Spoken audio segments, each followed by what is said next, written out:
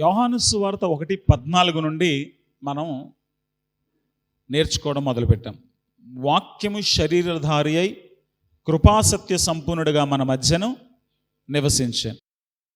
అక్కడ గ్రీకులో రాసినటువంటి మాట గుడారం వేసుకొనెను అనే మాట. దేవుడు గుడారం ఎందుకు వేసుకున్నాడు? గుడారం వేసుకోవాల్సినటువంటి పరిస్థితి ఎందుకు వచ్చింది? ఆయనకి ఇల్లు లేక గుడారం వేసుకున్నాడా? ఇక్కడ కాదు. ఆ మాటకున్నటువంటి అర్థం దేవుని ప్రత్యక్ష గుడారం మన మధ్యకి దిగి వచ్చిందని. ఈ ప్రత్యక్ష గుడారం గురించిన వివరాలు ఎక్కడున్నాయి? వాస్తవంగా పాత నిబంధనలో నిర్గమకాండం 25వ అధ్యాయం 8వ వచనంలో దేవుడు ఇశ్రాయేలుతో అంటున్నాడు, నేను మీ మధ్య నివసించాలనుకుంటున్నాను గనక ఒక గుడారం ఏర్పరచమని చెప్పాడు. అయితే ఆ గుడారం వాళ్ళు ఏర్పరిచేటువంటి దాంట్లో ఏ వస్తువులు తయారు చేయాలి, ఎక్కడ ఏ వస్తువులు పెట్టాలి, ఆ గుడారాన్ని ఎలా అలంకరించాలి, ఏ రంగులు వాడాలి, ఎంత పొడవు ఉండాలి, ఎంత వెడల్పు ఉండాలి, తెరలను ఏ నారతో పేనాలి, ఆ గుడారాన్ని ఏ తోళ్లతో కప్పాలి, ఇవన్నీ చెప్పాడు. 3 సార్లు చెప్పాడు. కాబట్టి వాళ్ళు దేవుడు చెప్పినట్టుగానే 40 అధ్యాయంలో గుడారాన్ని ఏర్పరిచినట్టు చూస్తాం. కానీ ఈ గుడారము అనేటువంటిది లేవికాండం 26, 11, 12 వచనాల ప్రకారంగా దేవుని నివాసం వారి మధ్యన ఉండడానికే కానీ వాళ్ళు దూడను తయారు చేసుకొని దేవుని స్థానంలో దూడను నిలబెట్టి దేవుని అవమానపరిచినందుకు దేవుడు వాళ్ళను సంహరిస్తాడేమోననేటువంటి భయంతో మోషే నిర్గమకాండం 33:7 వచనం చూసినప్పుడు మోషే ఆ గుడారాన్ని పాళెం వెలుపలికి, వాళ్ళ నివసించే ప్రాంగణం యొక్క వెలుపలికి తీసుకువెళ్ళి అక్కడ వేసి దానికి ప్రత్యక్ష గుడారం అని పేరు పెట్టాడు. ప్రత్యక్ష గుడారము అని ఎందుకు పెట్టాడంటే దేవుని ప్రత్యక్షత వాళ్ళకి అక్కడే లభించేది. దేవుడు మాట్లాడాలనుకుంటే ఆ గుడారం పైన ఆయన మహిమ దిగి వచ్చినప్పుడు ఆ మహిమ మేఘములో నుండి దేవుడు వారితో మాట్లాడేవాడు. ఆ మేఘము మామూలు మేఘం కాదు, దేవుని మహిమ మేఘము గనక దానిని షకీనా మేఘము అన్నారు. దేవుడు అలా దిగి వచ్చి వారితో మాట్లాడుతుండేవాడు. అలాగే వారు ఎటు వెళ్ళాలో, కానాను దేశానికి లేక వాగ్దాన దేశానికి ఎలా ప్రయాణం చేయాలో వారికి దిశను చూపిస్తూ ఆ మేఘం కదిలినప్పుడల్లా ఇశ్రాయేలీయులు తమ యొక్క గుడారాలను ఎత్తుకొని ప్రయాణం చేస్తూ ఉండేవారు. అయితే యెరికో ప్రాంతానికి వచ్చినప్పుడు వాళ్ళు యెరికో చుట్టూ ప్రదక్షిణ చేసిన తర్వాత 6 రోజులు ఆ యొక్క గోడలు కూలిపోతాయి, ఆ తర్వాత లోనికి వెళ్ళి వాళ్ళు యెరికోను స్వాధీనం పరచుకోవచ్చు అని దేవుడు చెప్తాడు. కానీ అప్పటికి మహిమ వారితో లేదు అనే విషయం లేఖనాలను చదివితే అర్థమవుతుంది. వారు మందసాన్ని మోసుకుని పోయారు కానీ దేవుని మహిమ మేఘం వారితో లేదు. అయినప్పటికీ వాళ్ళకి విజయం వచ్చింది. వాళ్ళు వాగ్దాన దేశంలో ప్రవేశించారు. ప్రతి ప్రాంతంపై అద్భుతంగా విజయం సాధించారు. ఆ ప్రాంతాలని స్వాధీనపరుచుకున్నారు. చక్కగా వారు తమ యొక్క స్థావరాల్ని, తమ గృహాలను నిర్మించుకున్నారు, తమ స్థావరాలు ఏర్పరచుకున్నారు, తమ పొలాలను పండించుకుంటున్నారు, సంతోషంగా బ్రతుకుతున్నారు. మెల్లిమెల్లగా ప్రజలు దేవునికి దూరం అవడం మొదలుపెట్టారు. మేఘమైతే విడిచిపెట్టింది, పగలు మేఘస్తంభముగాను రాత్రి అగ్నిస్తంభముగాను వారిని వెన్నంటి ఉండిన దేవుని మహిమ వారిని విడిచిపెట్టింది. దేవుని సన్నిధి వాళ్ళని విడిచిపెట్టలేదు. దేవుడు వాళ్ళను గమనిస్తూనే ఉన్నాడు, వారికి సహాయం చేస్తూనే ఉన్నాడు. అయితే సమూయేలు మొదటి గ్రంథం దగ్గరికి వచ్చేసరికి ఏలీ అనేటువంటి వ్యక్తి అక్కడ సేవ చేస్తున్నాడు. ఏలీకి 2 కుమారులు, హొఫ్నీ, ఫీనెహాస్. వీళ్ళు అక్కడ పరిచర్య చేస్తున్నప్పుడు వాళ్ళు దేవునికి వ్యతిరేకంగా ప్రవర్తించి విచ్చలవిడిగా శృంగారంలో పాల్గొంటూ వాళ్ళు దేవుని మందిరానికి వస్తున్న కానుకలను దోచుకుంటూ వాళ్ళు దోపిడీ చేస్తున్నారు. అయితే ఏలీ వాళ్ళని హెచ్చరించలేదు, గద్దించలేదు.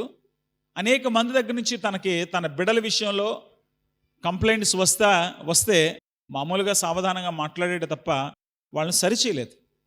కాబట్టి దేవుడు అక్కడే పిల్లలు లేక ప్రార్థన చేసుకోవడానికి, పిల్లల కోసం ప్రార్థన చేసుకోవడానికి వచ్చిన హన్నా అనేటువంటి ఒక స్త్రీని దర్శించి ఆమెకు చక్కని బిడ్డను అనుగ్రహించాడు. ఆమెకు బిడ్డలు లేరు కనుక ఆమె నాకు బిడ్డనిస్తే దేవునికి ఇస్తానని ప్రార్థన చేసుకుంది.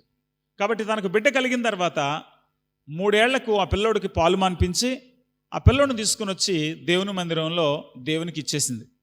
ఆ పసిపిల్లోడు అక్కడ ఉంటున్నప్పుడు వాడు దేవుని దర్శనాన్ని పొందాడు. దేవుడు ఇశ్రాయేలు అందరూ కూడా ఎలా దారి తొలగిపోతున్నారో, లేక ఏలీ కుమారులు ఏ విధంగా దారి తొలగిపోతున్నారో, కాబట్టి దేవుని ఉగ్రత వాళ్ళ మీదకి ఎలా దిగిరాబోతుందో అవన్నీ చెప్పినప్పుడు ఆ పసిపిల్లోడు ఆ విషయాలు ఏలీకి చెప్తాడు. ఆ విధంగానే ఒక రోజున ఇక్కడ బాలుడు ఎదుగుతున్నాడు. ఒక రోజున వీళ్ళు ఫిలిస్తీన్ల దాడిని ఎదుర్కోవాల్సిన సందర్భం వచ్చినప్పుడు ఇశ్రాయేలీలు మన మధ్యన మందసం ఉంది కదా, మందసం అంటే దేవుడు ఉన్నట్టే కదా అని ఆ మందసాన్ని మోసుకుని యుద్ధంలోకి వెళ్ళిపోయారు. కానీ యుద్ధంలో మోసుకు వెళ్ళినటువంటి వాళ్ళు చచ్చారు, ఏలీ యొక్క 2 కుమారులు చచ్చారు.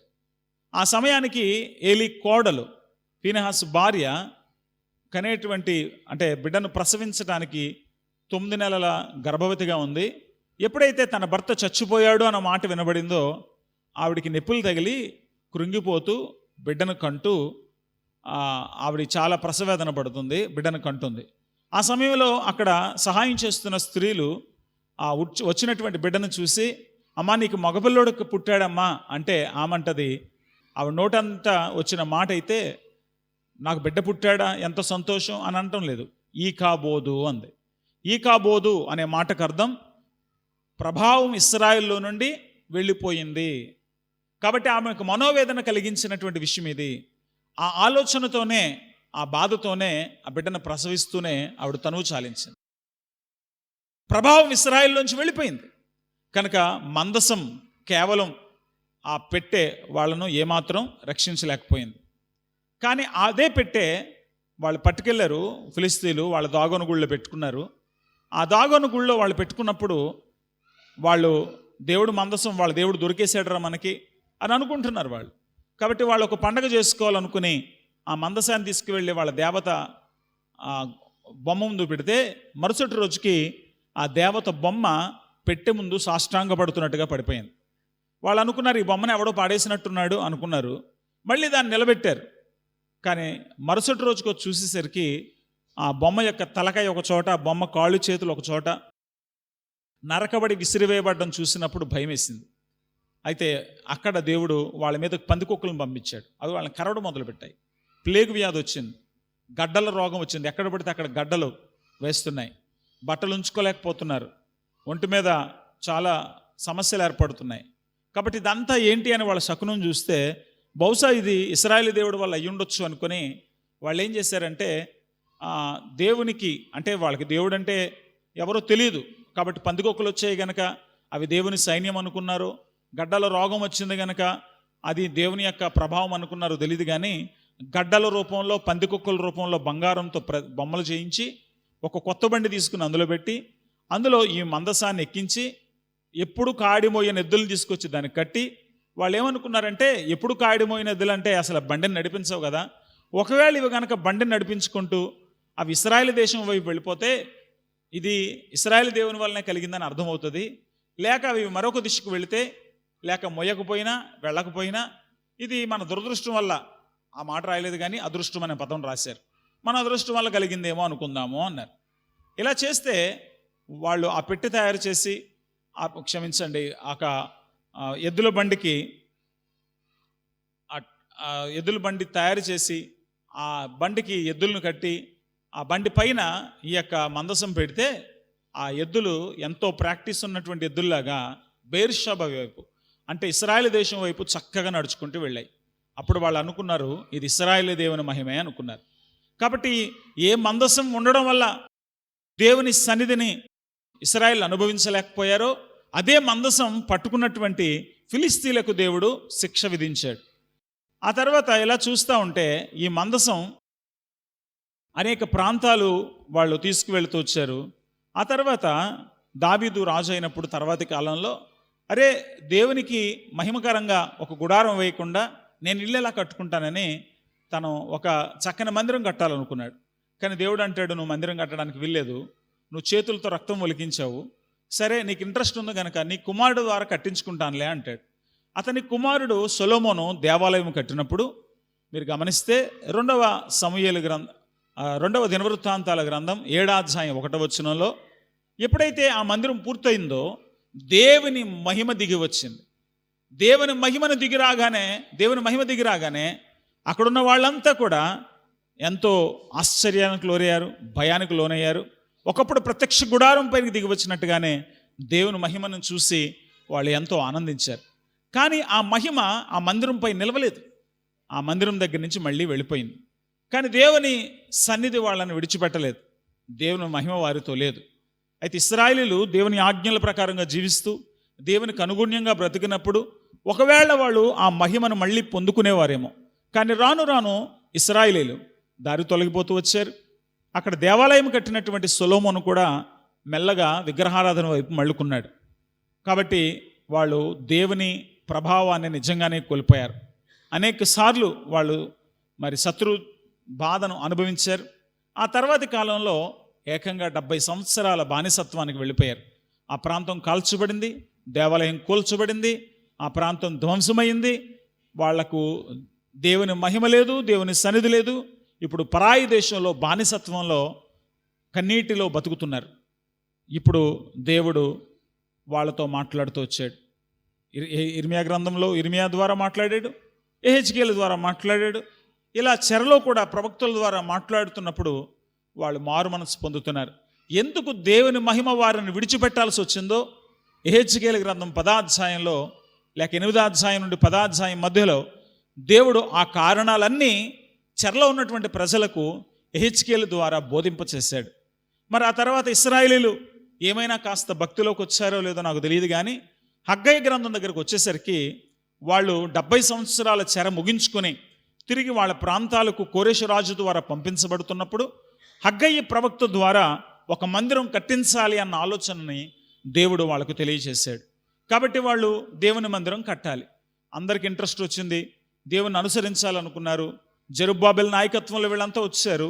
యెహోషువ అనేటువంటి ప్రధాన యాజకుడు అక్కడ ఉన్నాడు. వాళ్ళొక మందిరం కట్టుకోవాలని ప్రయత్నం చేశారు.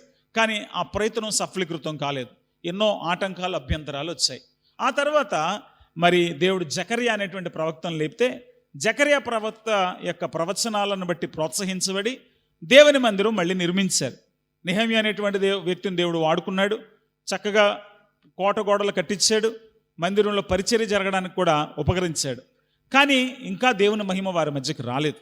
వారు దేవునికైతే దూరంగా లేరు, దేవుడు వాళ్ళను దూరం చేసుకోలేదు. కానీ వాళ్ళంతట వాళ్ళే దేవుని విడిచిపెట్టి వెళ్ళిపోయారు. దేవుడు ఎప్పుడూ వాళ్ళకి తోడుగా ఉండడానికి ప్రయత్నం చేస్తున్నాడు.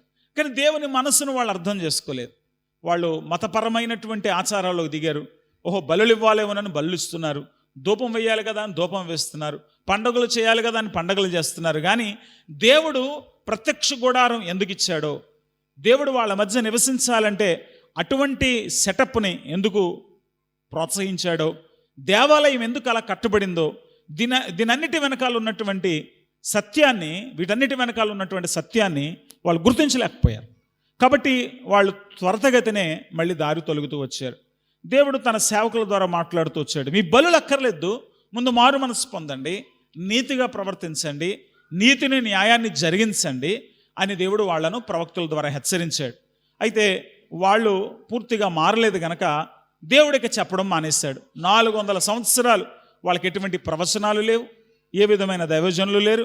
వాళ్ళ మానాన్ని వాళ్ళు శ్రమలు పడుతూ, ఇబ్బందులు పడుతూ, అనేక శోధనల గుండా వెళుతూ చాలా సమస్యల్లోకి దిగిపోయారు.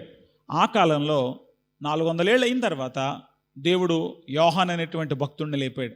ఈ యోహాను దేవుని స్వరంగా, దేవుని వర్తమానం పట్టుకొని ప్రజల మధ్యన ప్రకటిస్తూ అతడు చాలా మరి ఉక్రోషంతోనే దేవుని పక్షంగా మాటలు మాట్లాడుతున్నప్పుడు అంతవరకు శ్రమలు పడి చితుకుపోయి నలిగిపోయి వేదనలు చెందినటువంటి ప్రజలు దేవుని పైన విశ్వాసంతో మళ్ళీ వాక్యం యొద్దకు, సత్యం యొద్దకు మళ్ళీ కూడా మొదలుపెట్టారు.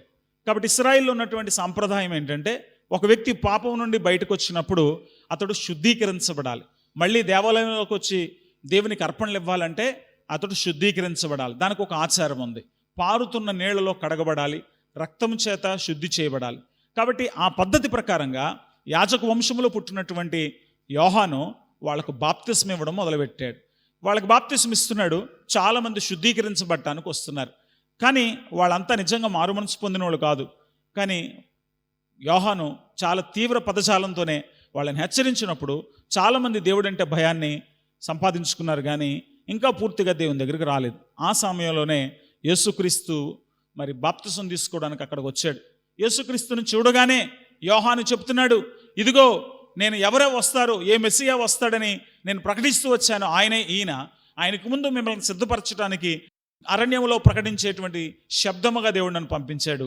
ఇదిగో ఈయన గురించే నేను చెప్తూ వచ్చాను, ఈయన గురించే ప్రవక్తలు చెప్తూ వచ్చారు, ఇదిగో దైవ కుమారుడు వచ్చాడు అని ప్రకటిస్తున్నాడు. అయితే వాళ్ళు చాలామంది అర్థం చేసుకోలేదు. ఆ సమయంలో బాప్తిసం తీసుకోవడానికి యేసుక్రీస్తు తన దగ్గరకు వస్తూ ఉంటే యోహాను సువార్త 1:28-29 వచనాలు చూసినప్పుడు, ఇదిగో లోక పాపములు మోసుకొని పోవు దేవుని గొర్రెపిల్ల అని పరిచయం చేశాడు. ఆ తర్వాత 36 వచనంలో మరి ఆయన తన శిష్యులకు చెప్తూ ఇదిగో దేవుని గొర్రెపిల్ల అని చెప్పాడు. వాళ్ళకి అర్థం కాలేదు. ఇద్దరైతే ఇందులో ఏదో మర్మం ఉన్నట్టుందని ఆయన వెంబడిస్తూ వచ్చారు. ఆ తర్వాత మరొకరిద్దరు వచ్చారు. ఇలా శిష్యుల సమూహం తయారైంది. వాళ్ళందరూ కూడా ఈ గొర్రెపిల్ల ఎవరు ఏంటి అనేది వాళ్ళు అర్థం చేసుకుని యేసుక్రీస్తుని వెంబడించారు. యేసుక్రీస్తు సిలువ వేయబడే వరకు ఆయనతోనే ఉన్నారు.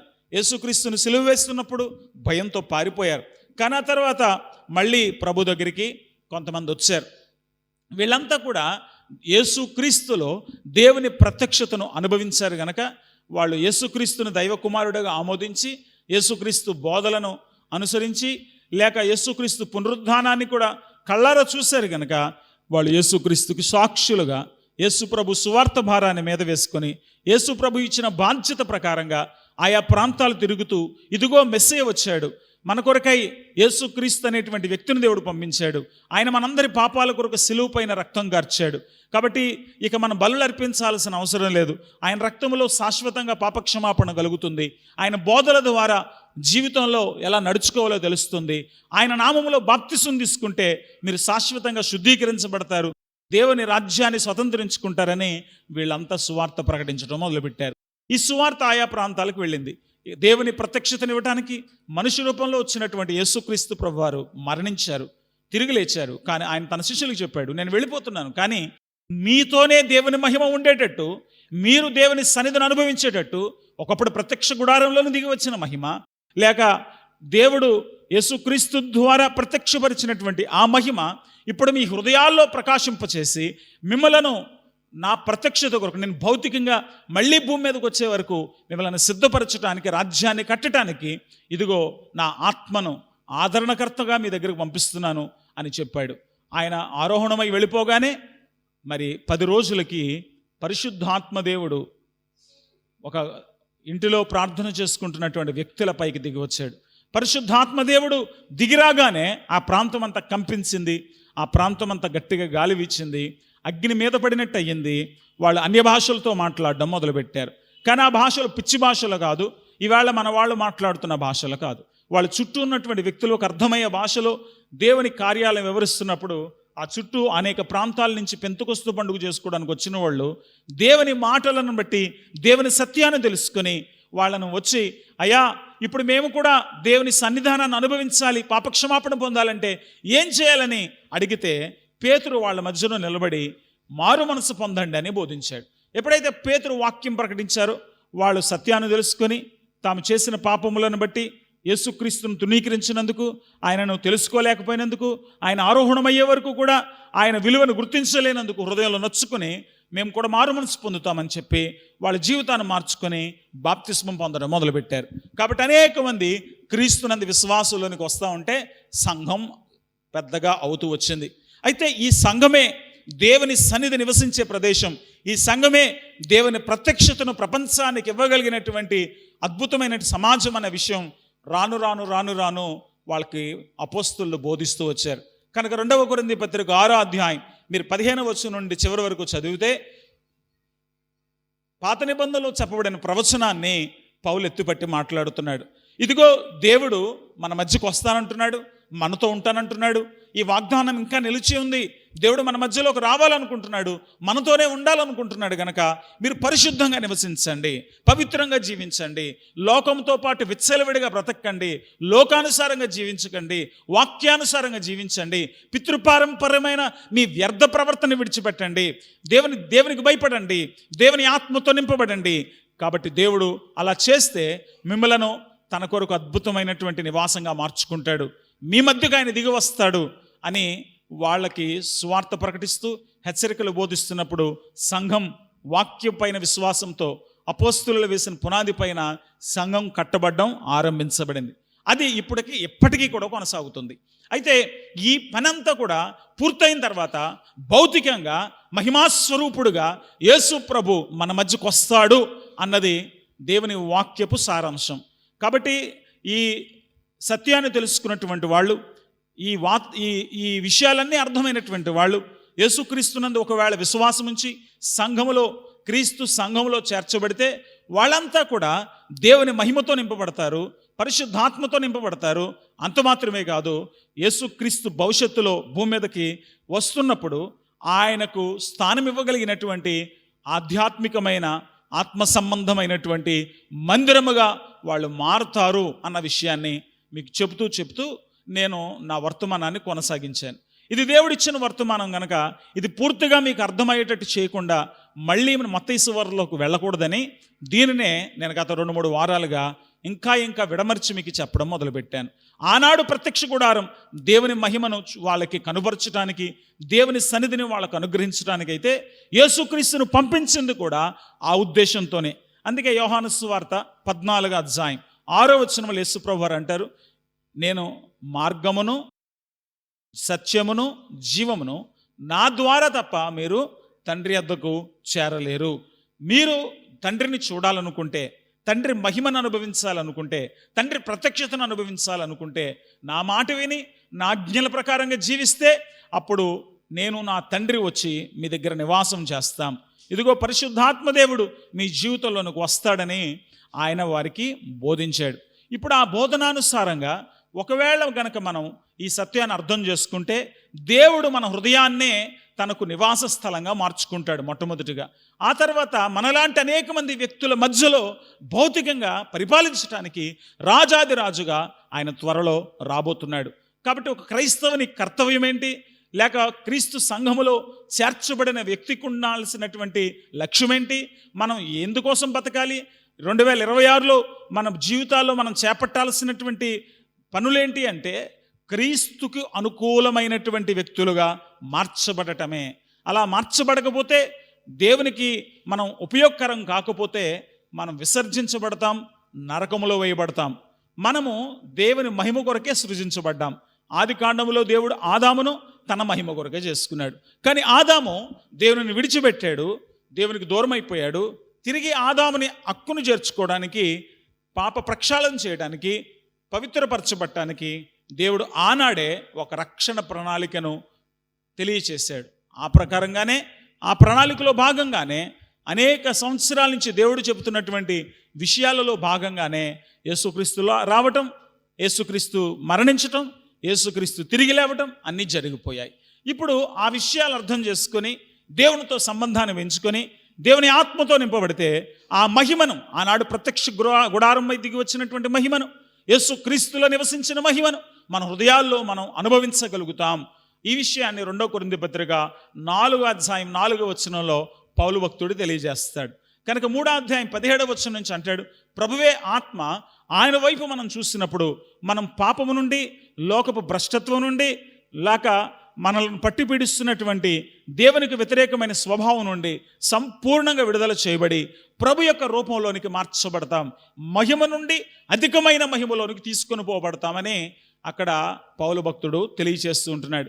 కాబట్టి ఇవన్నీ అర్థం చేసుకుంటే దేవుని మహిమతో నింపబడవలసిన వ్యక్తిని కదా నేను, దేవుడు నాతో నివసించాలనుకుంటున్నాడు కనుక నేను ఆయనకు అనుగుణ్యంగా మారదాము అనేటువంటి ఆలోచన మీకు కలుగుతుంది. ఎవరైనా ఒక మంత్రి మన గ్రామానికి వస్తున్నాడంటే వీధులు శుభ్రం అయిపోతాయి, ఆ ప్రతి స్తంభం కూడా అలంకరణతో నిండిపోతుంది, ప్రతి చోట ఆయన ఫ్లెక్సీలు వెలుస్తాయి. ఆయన రాగానే ఆయనకు అద్భుతంగా స్వాగతం ఇవ్వడానికి మనమందరం ఆ రోజుల్లో మన పనులు మానేసుకుంటాం, అన్నీ కూడా రెడీ చేసుకుంటాం. మంత్రి గారు వస్తున్నారంటే అందరం కూడా ఆ వచ్చే సమయం కొరకు మరి కళ్ళల్లో ఒత్తులెట్టుకుని ఎదురు చూస్తాం. భౌతికంగా వచ్చేటువంటి ఒక మంత్రికి, ఒక ప్రజానాయకుడికి కానీ, లేక మీ అభిమాన నటులకు కానీ, కొంతమందికి నటులంటే ఉన్న గౌరవం నాయకులంటే ఉండదు. అందుకే కొన్నిసార్లు రాజకీయ నాయకులకు పెట్టే ఫ్లెక్సీల కంటే వాళ్ళు పూజించి ఆరాధించే సినిమా యాక్టర్లకి వాళ్ళు పెట్టే ఫ్లెక్సీలు చాలా పెద్దగా ఉంటాయి. కొన్నిసార్లు మన ప్రాంతాల్లో ఆ ఫ్లెక్సీలు చూస్తున్నప్పుడు ఒరే ఎవరికైనా కనబడుతుందా అంటాను. ఎందుకంటే పెద్ద ఫ్లెక్సీలు చూస్తున్నప్పుడు అంత దూరం నుంచి చూడగలిగినటువంటి అవకాశం కూడా ఉండాలి. చిన్న ఫ్లెక్సీలు అయితే దగ్గర నుంచి చూసేయచ్చు. పెద్ద ఫ్లెక్సీలు అయితే మన కంటికి మొత్తం కనబడాలంటే చాలా దూరంగా వెళ్ళాలి. కానీ అంత అవకాశం మనకు లేదు కదా. అంటే వీళ్ళు గొప్పలుగా పోతారు. నేను ఇంత అభిమానిస్తున్నాను మా నటుడిని, నటుడిని అభిమానించేటువంటి ఆ దురదృష్టపు ఆలోచన విధానంలోకి వెళ్ళిపోయి వాళ్ళకు పెద్ద పెద్ద ఫ్లెక్సీలు కడతాడు. ఇంటిలో కావలసిన సరుకులు తేవడానికి డబ్బులు ఉండవు, కానీ ఫ్లెక్సీలకి మాత్రం బోల్డ్ డబ్బులు ఉంటాయి వీళ్ళకి. సరే, ఒక నాయకుడికి ఇచ్చేటువంటి గౌరవం ఎందుకు ఇస్తున్నారంటే ఆ నాయకత్వాన్ని వాళ్ళు గుర్తించారు, లేక ఆ నాయకుడి పట్ల వాళ్ళకున్న అభిమానాన్ని చాటుకునే ప్రయత్నం చేస్తున్నారు. యేసుక్రీస్తు ఎవరో, ఆయన చేసిన కార్యం ఏంటో, ఆయన ద్వారా మనకు లభించేటువంటి ముక్తి ఏంటో, ఆయన ద్వారా మనకు లభిస్తున్న పరలోక రాజ్యంపు మహిమేంటో అర్థమైనప్పుడు యేసుక్రీస్తు కోసం నీ జీవితాన్ని ఖచ్చితంగా మార్చుకుంటావు. ఈ లోకంలో మనుషుడిగా పుట్టినటువంటి ప్రతి వ్యక్తి కూడా లోకంలో ఉన్నటువంటి వాళ్ళని చూస్తూ ఉంటాడు. లోకంలో ఉన్నటువంటి బంగారం ధరించుకుంటాడు, లోకంలో ఉండే వస్త్రాలు ధరించుకుంటాడు, లోకంలో ఉన్న భూముల కోసం పోట్లాడతాడు, లోకంలో ఉన్నటువంటి భోజనం కోసం ఆస్తులు కూడా అమ్ముకుంటాడు. పులస చేప కోసం పుస్తెలు తాకట్టు పెట్టేవారంట. అందుకని పుస్తెలు తాకట్టు పెట్టైనా పులస తినాలి అనే నానుడు పుట్టింది. అంటే తిండి కోసం ఎంతైనా ఖర్చు పెట్టగలుగుతారు, తమ అభిమానుల కోసం ఎంతైనా వాళ్ళు త్యాగం చేయగలుగుతారు. ఇవన్నీ చేస్తారు, కానీ ఆ తిండి, ఆ బట్టలు, ఆ బంగారం, ఆఖరికి నీ శరీరం కూడా మట్టిలో కుళ్ళిపోతాయి. కుక్కలు రోడ్ల మీద చచ్చిపోతాయి. నేను ఒకరోజు చచ్చిపోతాను. వేటి కోసం వెంపర్లాడుతున్నాను, వేటికి సమయాన్ని ఇస్తున్నాను, నా భవిష్యత్తు ఏంటి, నేను ఎందుకు పుట్టాను, ఎందుకు బతుకుతున్నాను, చస్తే ఎక్కడికి వెళ్తాను, ఎందుకు మంచిగా మారమని అందరూ నాకు చెప్తున్నారు, ఎందుకు దేవుడిని తెలుసుకోవాలి అని ఆలోచించాలి. ఆలోచించే జ్ఞానం పశువులకి ఇవ్వబడలేదు, మనకి ఇవ్వబడింది. అవి గనక ఆలోచించుంటే గడ్డి పెడుతున్న నిన్ను చంపేసి అవే ఒక గుడారం వేసుకొని హ్యాపీగా బతికేవి. నువ్వు పెట్టే కకృతి గడ్డెందుకు, అవి కావలసిన పంటలన్నీ పండించుకొని హ్యాపీగా తినేవి. కానీ పశువులకు ఆలోచన శక్తి లేదు. ఆ మాటకు వస్తే కుక్కలకు కూడా లేదు. నువ్వు ఎంగిలి మెతుకులు పాడేస్తే అపురూపంగా నాక్కుంటూ రోడ్డు నాక్కొని తింటాయి. వీడు తినేసిన ఎంగిలి మెతుకులు వేస్తున్నాడు దరిద్రుడు.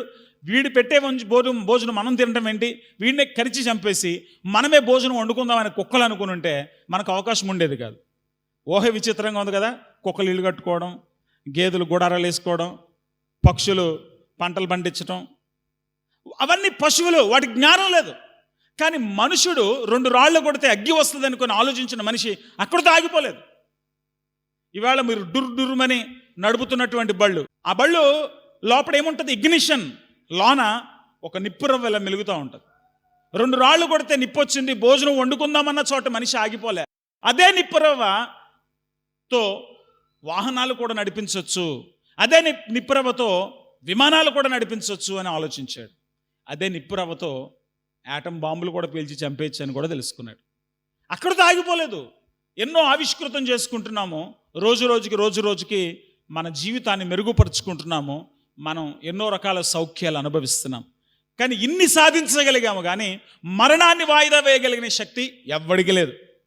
వైద్య విజ్ఞానం ఎంత విపరీతంగా పెరిగిపోయిన తర్వాత కూడా ఇప్పటికీ కూడా మనుషులకు అంతు చిక్కని రోగాలు వస్తున్నాయి. కాబట్టి మరణం తథ్యం. ఖచ్చితంగా మరణిస్తావు, ఏదో ఒక రోజున మరణిస్తావు. బతుకు బాగుంటే, ఏ తిక్క నీకు రాకుండా ఉంటే, ఇష్టం వచ్చినట్టుగా విచ్చలవిడిగా పాపంలో పడకుండా ఉంటే, చక్కగా చదువుకొని నీ మానాన్ని నువ్వు పద్ధతిగా బతికితే ఒక 100 ఏళ్ళు బతుకుతావు, ఒక 80 ఏళ్ళు బతుకుతావేమో. అంతేగాని చిన్నప్పుడే మాదక ద్రవ్యాలకు అలవాటు పడి విచ్చలవిడి జీవితానికి అలవాటు పడితే 20 ఏళ్ళు రాకుండానే పోతావు. కానీ పోతావు ఏదో ఒక రోజు. పోతే ఎక్కడికి వెళ్తావు? పోతే పేడ వదిలిపోద్దు కాదు, పోయిన వెంటనే ప్రభువును చూడాల్సి వస్తుంది. ఇది వాస్తవం. ఆయన చూడగానే ఆయన ఖచ్చితంగా నిన్ను ప్రశ్నిస్తాడు.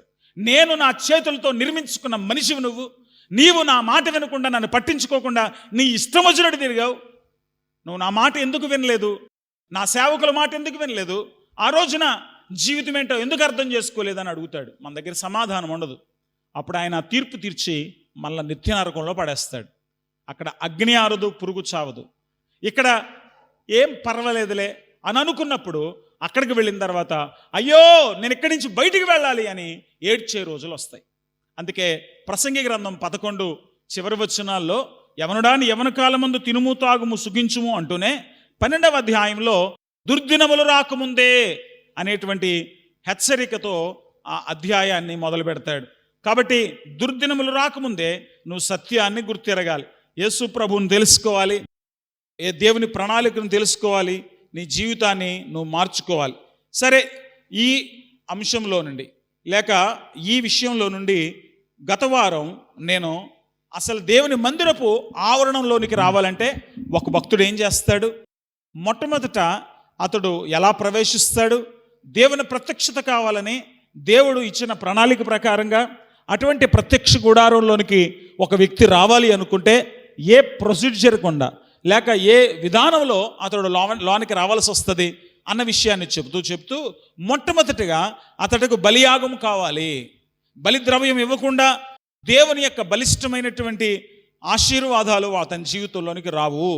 కాబట్టి బలియాగం చేయాలి. ఎవరు బలియాగం చేయాలి? ఎవడు పాపం చేస్తే వాడే చావాలి. కానీ సగటు భక్తుడు దేవుని చూడడానికి వచ్చి వాడు చచ్చిపోతే ఎవడు చూస్తాడు? కనుక తన పక్షంగా తన పాపాలన్నీ కూడా ఒక నిర్దోషమైనటువంటి ఒక జీవు పైన ఆపాదించి ఆ జీవిని తన పక్షంగా అక్కడ అర్పించి దేవుని అనుగ్రహం కొరకు అతడు లోనికి ప్రవేశించి ప్రార్థించగలుగుతాడు. దేవుని ప్రత్యక్షత కొరకు ఇటువంటి ప్రత్యక్ష గుడారం చెప్పబడితే యేసుక్రీస్తు ద్వారా మనం దేవుని ప్రత్యక్షతను అనుభవించవచ్చు అన్న విషయాన్ని మనం సువార్తల్లో చదువుతాం. ఆనాడు వాళ్ళు బలి అర్పణల ద్వారా, ఈవేళ యేసుక్రీస్తు ద్వారా ఎందుకు మనం దేవుని పాదాల చెంతకు చేరగలుగుతామంటే దేవుని వాక్యంలో 1 పేతురు 2వ అధ్యాయం 24వ వచనంలో, ఇది 5వ వచనం ఇక్కడ ఉంది, 1 పేతురు 2:24లో ఈ మాట మనం చూస్తాం. మనం పాపం విషయమై చనిపోయి నీతి విషయమై జీవించినట్లు ఆయన తానే తన శరీరమందు మన పాపములను మ్రాను మీద మోసుకొనెను, ఆయన పొందిన గాయముల చేత మీరు స్వస్థత నొందితిరి. మనమందరం కూడా చచ్చిపోయే రోగం పొంది ఉన్నాం, పాప రోగం పొంది ఉన్నాం, చచ్చిపోవలసినటువంటి వాళ్ళం, నరకానికి వెళ్ళాల్సినటువంటి మాయ రోగంలో చిక్కుకున్నటువంటి వాళ్ళం. మనల్ని బాగు చేయటానికి, మనల్ని తన యొక్క రక్తధారల చేత బాగు చేయటానికి, శుద్ధి చేయటానికి పరమ పవిత్రుడు దేవాతి దేవుడు మనుష్య రూపంలో భూమి మీదకి దిగి వచ్చాడు. ఆయన దైవ కుమారుడుగా మన మధ్యన జీవించాడు, సిలువ పైన మరణించాడు. కాబట్టి ఆయన రక్తం వలన మనకు పాపక్షమాపణ దొరుకుతుంది అని పేతురు 1 పత్రిక 2:24 తెలియజేస్తుంది. ఆ ప్రత్యక్ష గుడారంలోనికి వెళ్ళాలనుకుంటే వాళ్ళు ఇక్కడ బలి అర్పించి ఈ బలిపీఠం మీద దహించి అప్పుడు ఈ నీళ్లతో శుద్ధి చేయబడి అప్పుడు తప్ప వాళ్ళ లోనికి వెళ్ళలేరు. కానీ ఇవాళ యేసుక్రీస్తు ద్వారా మనం దేవుని సన్నిధికి వెళ్ళడానికి అవకాశం వచ్చింది కనుక యేసుక్రీస్తు ద్వారా వెళ్ళాలి అని అనుకుంటే ఆయన మన కొరకు బలి అయినటువంటి దేవ గొర్రెపిల్ల అన్న విషయం తెలుసుకోవాలి అన్నది ఇవాళ నేను మీకు నేర్పిస్తున్న సత్యం. అక్కడ యోహాను అదే పరిచయం చేస్తున్నాడు. యోహాను సువార్త 1వ అధ్యాయంలో యోహాను సువార్త అంతా కూడా ఆ యేసు ప్రభు ఎలా దేవుని ప్రత్యక్షతను మనకు అనుగ్రహిస్తాడో తెలియచేశాడు. కానీ పౌలు గారు వ్రాస్తున్నటువంటి విషయాలను బట్టి ఆలోచిస్తే హెబ్రీ పత్రిక 8వ అధ్యాయము, హెబ్రీ పత్రిక 10వ అధ్యాయము మీరు చదవాల్సి ఉంటుంది. ఈ రెండు చదివినప్పుడు దేవుడు ఈవేళ శాసనములు కలిగిన పలకలను మన హృదయాల్లోనే పెట్టాలనుకుంటున్నాడు, తన మహిమను మనలోనికే కుమ్మరించాలనుకుంటున్నాడు. కాబట్టి ఇప్పుడు ఆయన కొరకు మనం ఆ బలియాగము ద్వారానే మనం లోనికి లేక ఆయన మహిమను పొందుకునేటువంటి స్థానంలోనికి వెళ్తాము అని తెలియజేస్తున్నాడు. యేసుక్రీస్తు మన పాపముల నిమిత్తమై చనిపోతే ఆయన బిడలమైనటువంటి మనము కూడా యేసుక్రీస్తునందు విశ్వాసం ఉంచిన మనం కూడా నశించిపోతున్నటువంటి మనలను ఆయన రక్షించాడు గనక మనం కూడా ప్రాణం పెట్టబద్దులమై ఉన్నామని 1 యోహాను పత్రిక 3వ అధ్యాయము 16వ వచనంలో మనం చూస్తాం. యోహాను సువార్త 3:16 ఏమో యేసు ప్రభు మన కొరకు చేసిన బలియాగం గురించి తెలియచేస్తున్నట్లయితే 1 యోహాను పత్రిక 3వ అధ్యాయము 16వ వచనంలో యేసుక్రీస్తు మన కొరకు చనిపోయాడు అంటే మనం కూడా చనిపోవలసినటువంటి వాళ్ళమే అనే విషయాన్ని తెలియచేస్తున్నాడు. ఎలా చనిపోవాలి, ఏ విషయంలో చనిపోవాలి? రోమపత్రిక 6వ అధ్యాయంలో నుండి గత వారం నేను మీకు ఏ విషయంలో మనం మరణించవలసిన వారముగా ఉన్నామో తెలియచేశాను. రోమపత్రిక 6వ అధ్యాయం 11వ వచనంలో మీరు పాపం విషయమై మృతులుగాను దేవుని విషయమై క్రీస్తు యేసునందు సజీవులుగాను మిమ్మను మీరే ఎంచుకొనుడి అనే మాట దగ్గర తీసుకుని వచ్చాను. కాబట్టి మన హృదయాల్లో కూడా ఒక బలిపీఠం ఉండాలి. ఆ బలిపీఠం పైన యేసుక్రీస్తు శిలువ రక్తము ద్వారా శుద్ధి చేయబడినటువంటి భాగ్యం మాత్రమే కాదు, ఆ బలిపీఠం పైన మనం కూడా సజీవయాగముగా క్రీస్తుకు సమర్పించుకోవాలి. దేవునికి మనం సమర్పించుకుంటేనే దేవుని సన్నిధిని అనుభవించేటువంటి ఆధ్యాత్మికమైన అనుబంధంలో మరింత ముందుకు ఎదగలుగుతాం. అందుకే మనం చూస్తాము దేవుని వాక్యంలో 1 యోహాను పత్రిక 1వ అధ్యాయం 7వ వచనం నుండి 9వ వచనం వరకు ఆయన వెలుగులోనున్న ప్రకారం మనం వెలుగులో నడిచిన ఎడల అన్యోన్య సహవాసము గలవారమై ఉంటాం. మన మధ్యన అన్యోన్య సహవాసం, యేసు క్రీస్తుతో అత్యంత అపురూపమైన అనుబంధం మనకు ఏర్పడినప్పుడు యేసు రక్తం ద్వారా పవిత్రీకరణ సాధ్యమవుతుంది. కాబట్టి మనము అన్యోన్య సహవాసం కలిగి ఉండాల్సిన అవసరం ఏంటి అంటే, నువ్వు ప్రభువు నిన్ను క్షమించాడని నమ్మితే నువ్వు కూడా ఇతరులను క్షమించాలి, ఆ క్షమాపణ ఇతరులకు పంచాలి. యేసు ప్రభు ద్వారా విమోచించబడ్డాను అని గనక నువ్వు నమ్మితే ఆ రకంగా నీ జీవితం మార్చుకోవాలి, నీ క్రియలను మార్చుకోవాలి, నీ పద్ధతులు మార్చుకోవాలి, నీ చర్యలు మార్చుకోవాలి. నువ్వు పూర్తిగా మార్చబడిన మారు మనసు పొందిన జీవితాన్ని అవలంబించాలి. లేకపోతే శుద్ధీకరణ పూర్తి కాదు అన్న విషయం 1 యోహాను పత్రిక 1:7 నుండి మనం చదువుతాం. కాబట్టి దేవుని మందిరానికి వచ్చిన ప్రియమైన సహోదరుడా సహోదరి, మనము ఈ బలిపీఠములను మనం కలిగి ఉండాలి. మొట్టమొదటిగా అసలు ఈ బలిపీఠం అంటే ఏంటి, ఇక్కడ ఉన్నటువంటి ఈ బలిపీఠం అంటే ఏంటి, ఇది ఏమి గుర్తిస్తుంది, అలాగే ఆ బలిపీఠం ద్వారా మనం ఎలా దేవుని మందిరం దగ్గరికి దేవుని సాన్నిహిత్యంలోనికి వెళతాం అన్న విషయాన్ని ఈవేళ చూడటానికి ప్రయత్నం చేద్దాం. చూడండి, ఇత్తడి బలిపీఠముగా ఇది ఉంటుందని నిర్గమకాండం 27వ అధ్యాయం 1 నుంచి మీరు చదివినప్పుడు మనం చదువుతాం, అర్థం చేసుకుంటాం. 1 నుంచి 8 వచనాల్లో ఇది ఇత్తడితో చేయబడుతుంది.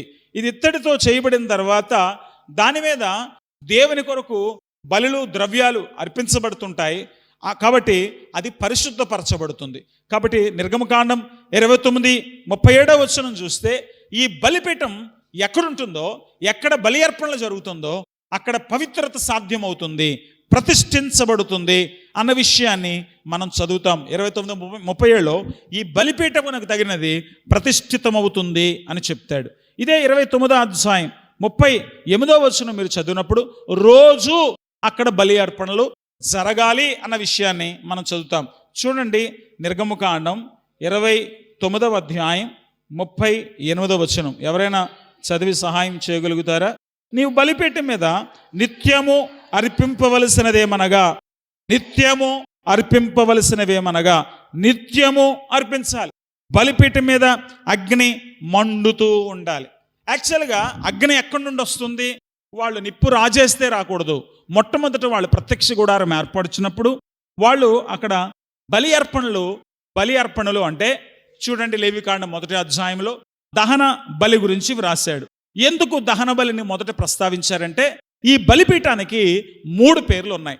మొట్టమొదటి పేరు నిర్గమకాండం 30వ అధ్యాయం 28వ వచనాన్ని మనం చూసినప్పుడు దీన్ని దహన బలిపీఠము అన్నారు.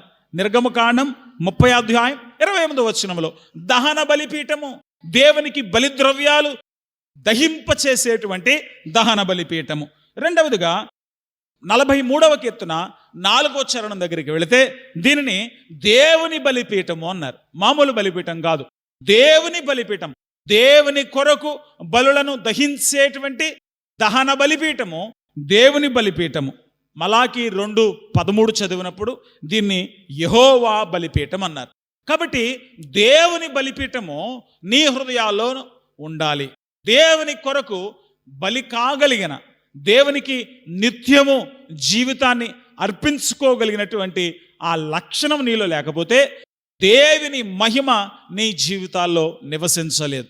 ఆ రోజున ప్రత్యక్ష గుడారం దేవుని మహిమతో నిండబడే ప్రాంతమైతే, యేసుక్రీస్తు దేవుని మహిమను మన మధ్యన ప్రదర్శించిన వ్యక్తి అయితే, ఈవేళ దేవుని మహిమను పొందుకోగలిగినటువంటి ఆధిక్యత, భాగ్యం, దేవుని మహిమతో జీవించగలిగినటువంటి ఆ గొప్ప భాగ్యం దేవుడు మనకిస్తున్నాడు. మనకిచ్చి మన ద్వారా మన మధ్యలోనికి తన మహిమను కుమ్మరించాలనుకుంటున్నాడు. అందుకే తన శిష్యులతో అంటాడు, మీరు సర్వలోకానికి వెళ్ళి సువార్త ప్రకటించండి, అందరినీ నాకు శిష్యులుగా చేయండి, అందరినీ నా మహిమ నివసించేటువంటి వ్యక్తులుగా చేయండి, అందరినీ సిద్ధపరచండి. అందరినీ సిద్ధపరిచినప్పుడు నేను ఆ రాజ్యాన్ని పూర్తిగా వ్యాపింప చేయటానికి, ఆ రాజ్యాన్ని స్థిరపరచడానికి నేనే మీ మధ్యకు వస్తాను. కాబట్టి చచ్చిపోయిన తర్వాత ఎక్కడికో పరలోకం వెళ్ళిపోతాం అనుకోకండి. ఎక్కడో ప్రభు ఉన్నాడు, అదృశ్య లోకంలో ఉన్నాడు.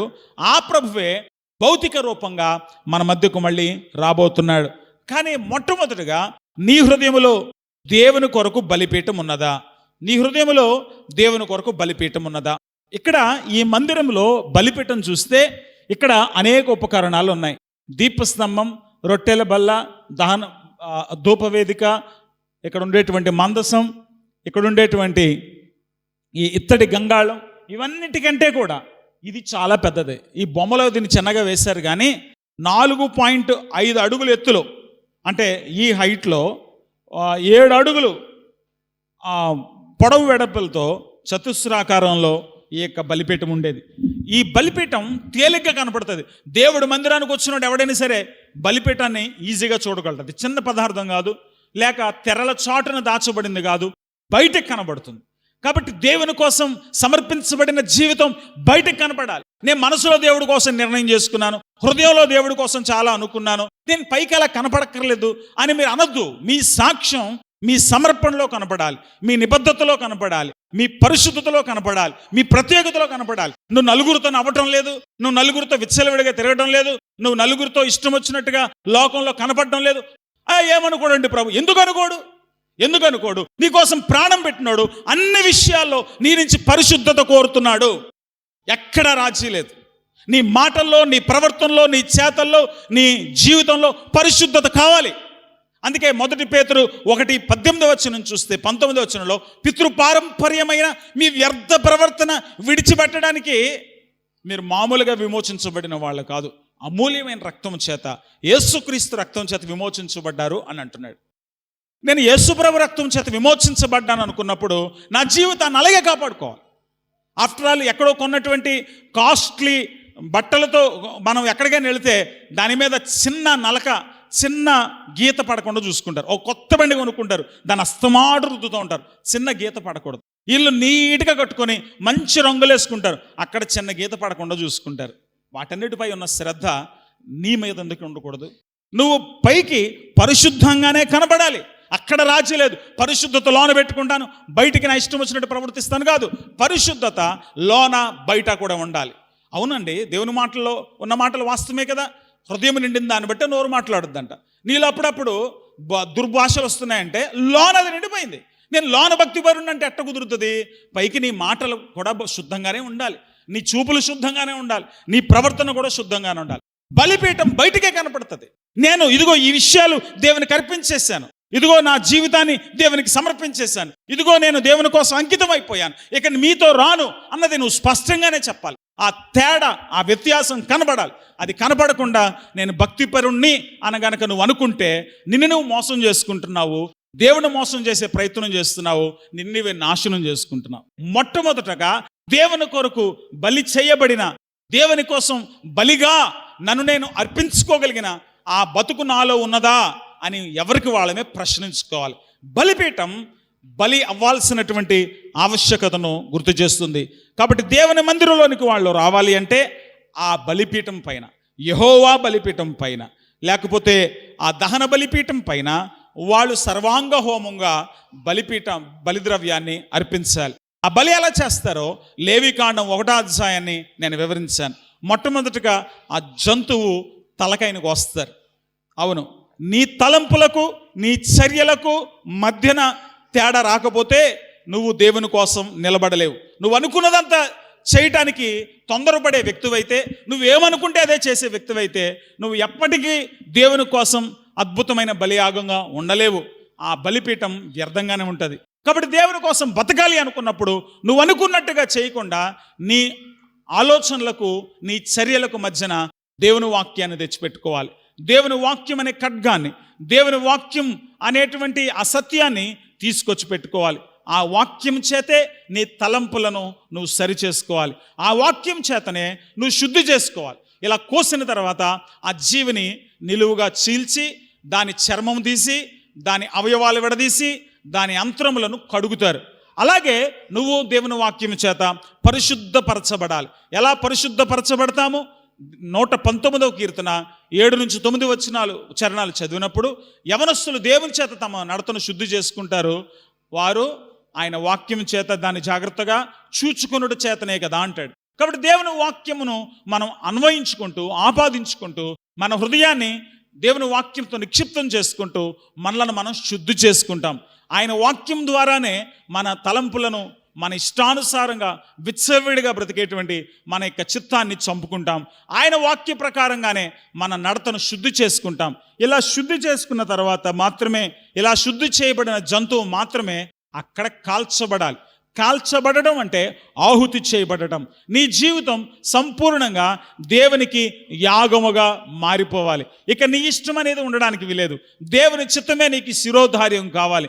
అట్టి సేవ మాత్రమే యుక్తమైనదని రోమపత్రిక 12:1-2 పౌలు భక్తుడు రాసుకొస్తాడు. అక్కడ అంటాడు, ఉత్తమమును అనుకూలమునైనటువంటి దేవుని చిత్తమేదో ఎరిగి ఆ ప్రకారంగా మన జీవితాల్ని సమర్పించుకోవాలని చెప్తాడు.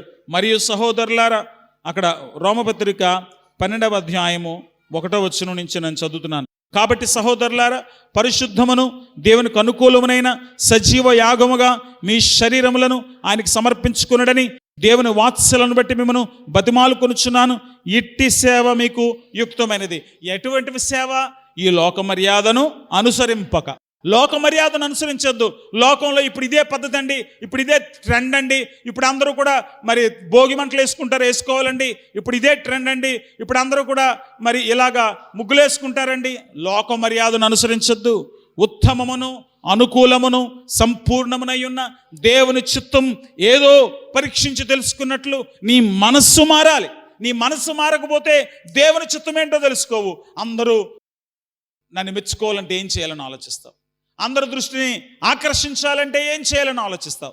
యగాదిగా కొంతమంది ఎందుకు రకరకాల రంగురంగులు వేసుకుంటారంటే అందరూ నన్నే చూడాలి. నువ్వు అందరూ నిన్ను చూడాలని కోరుకోకు, నన్ను ప్రభువు చూడాలి. ఆయన చూస్తున్నాడు.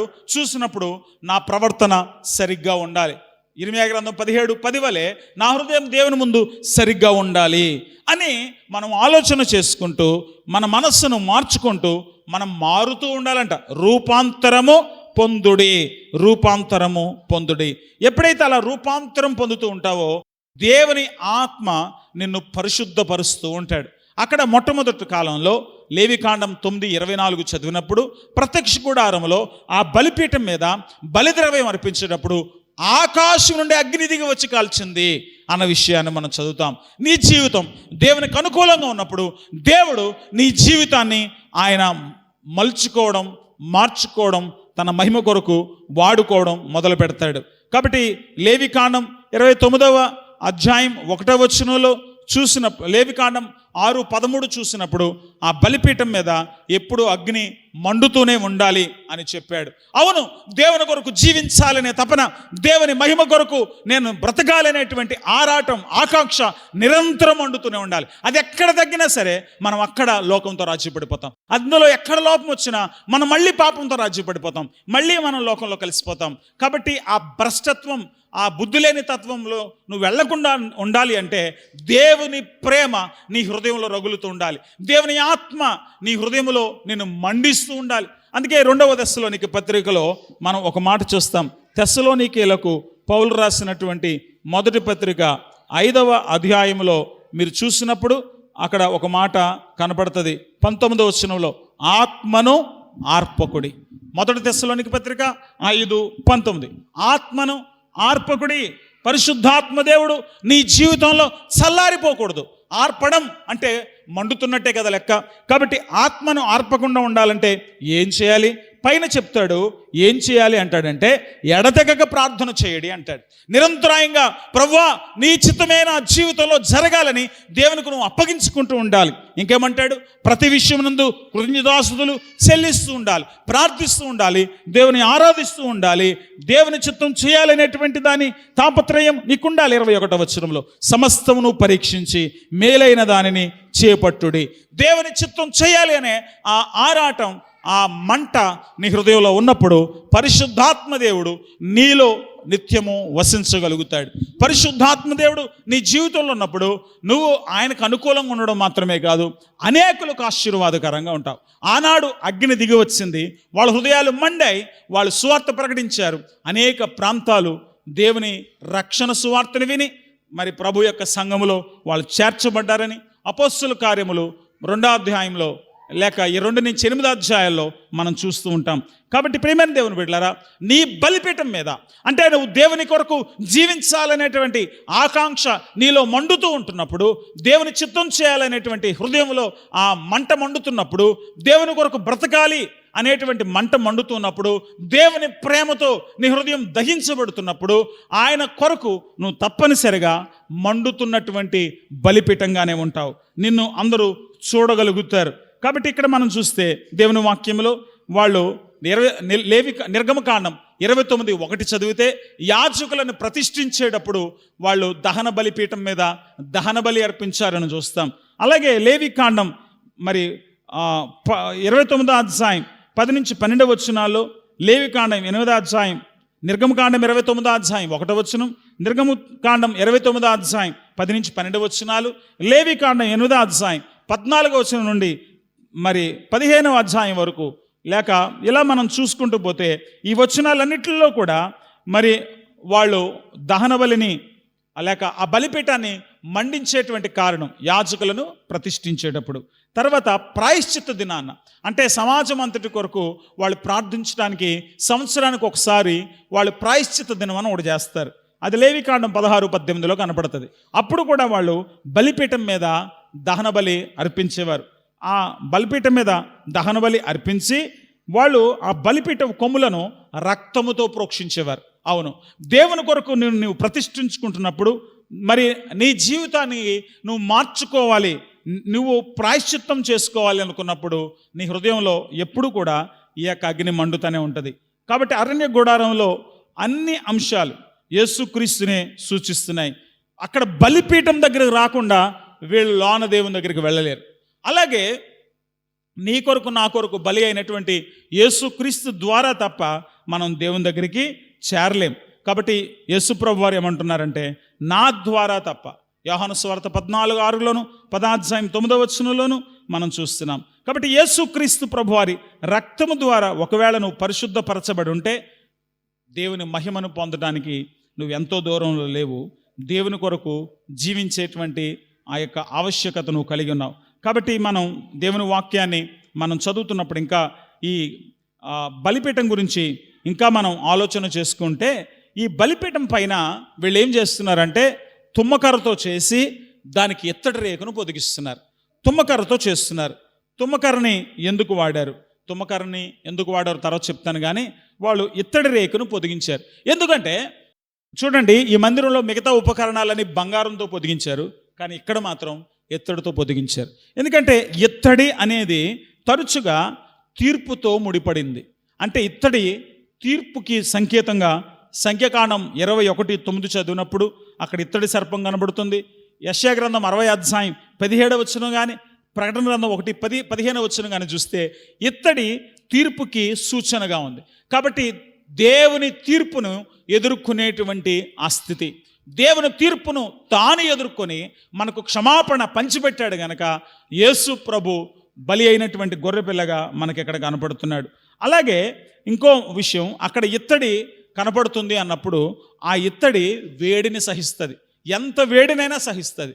చాలా వేడిగా దాని మీద కాల్చినా అది కరిగిపోదు అంత సునాయాసంగా. ఇనుమైతే కరిగిపోతుంది కానీ ఇత్తడి కరిగిపోదు. కాబట్టి ఇత్తడికి భరించే సామర్థ్యం కూడా ఉంది. ఇత్తడిని చూసినప్పుడు అది తీర్పుకి సాదృశ్యంగా కనపడుతుంది. ఇత్తడిని చూసినప్పుడు అది భరించే సామర్థ్యానికి చిహ్నంగా కనపడుతుంది. యేసుక్రీస్తు ప్రభువారు మన పక్షంగా దేవుని తీర్పుని సహించి, అలాగే మనలను రక్షించటానికి మన పాపాలన్నీ కూడా ఆయన భరించగలిగాడు. కాబట్టి ఇత్తడి బలిపీఠం యేసుక్రీస్తును సూచిస్తుంది అన్న విషయం మొదటి పేతురు 2:24 బట్టి మనకి అర్థమవుతుంది. కాబట్టి ఇప్పుడు ఇది మనకేమని నేర్పిస్తుంది?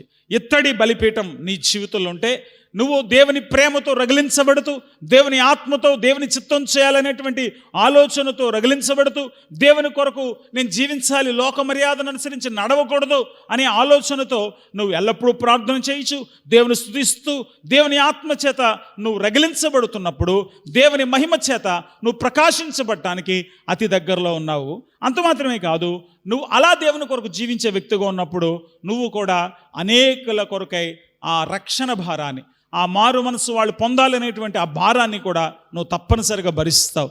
కాబట్టి దేవుని బిడ్డలైనటువంటి వాళ్ళు యేసుక్రీస్తుని పోలి నడుచుకోవడం అంటే అర్థం ఏంటంటే, యేసుక్రీస్తు వలె తమ జీవితాలు దేవునికి యాగముగా, దేవుని కొరకై అనేకుల కొరకు త్యాగముగా చేయవలసిన వారు. అందుకే ఇందాక నేను 1 యోహాను పత్రిక 3వ అధ్యాయం 16వ వచనంలో ఆ మాట చదివించాను. నేను బహిరంగంగానే, పబ్లిక్గానే నా చర్యల ద్వారా, నా మాటల ద్వారా, నా చేతల ద్వారా, నా స్నేహాల ద్వారా, నా సంఘ జీవితం ద్వారా నా క్రైస్తవ్యాన్ని ప్రదర్శిస్తాను, దేవుని కొరకు నేను జీవిస్తాను అన్నటువంటి వాళ్ళు మోకరించండి.